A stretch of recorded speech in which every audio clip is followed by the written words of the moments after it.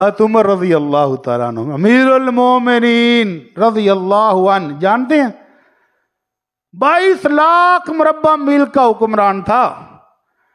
पाकिस्तान का रकबा कितना है? 96,000 मुरब्बा मील, 1 लाख भी पूरा नहीं।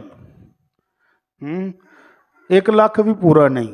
तो उधर 22 लाख मुरब्बा मील के हुक्मरान, कर्जे की जरूरत पड़ गई तो सेठ सहाबी है तो अब्दुर्रहमान बिन औफ से कहा, अब्दुर्रहमान मैनू कुछ पैसे तो घल दे यार, किन्ने को चाहिए ने? 400 दिरहम चाहिए। तो अब्दुर्रहमान बिन औफ कहते हैं, हजरत अमीरुल मोमिनीन एडा वड्डा बैतुल माल तुहाडे अंडर है, उत्थों मुका लो। कहने लगे सियाना तो तू भी बड़ा है।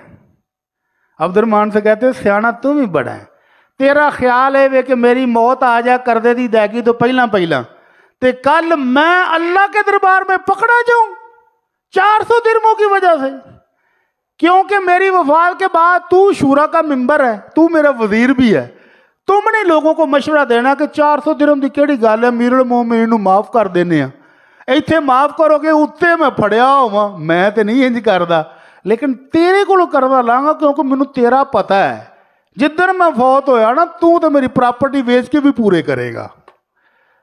तो ये मोहब्बत का अंदाज है, शफकत है कि तेरे साथ मेरा मामला आसान है।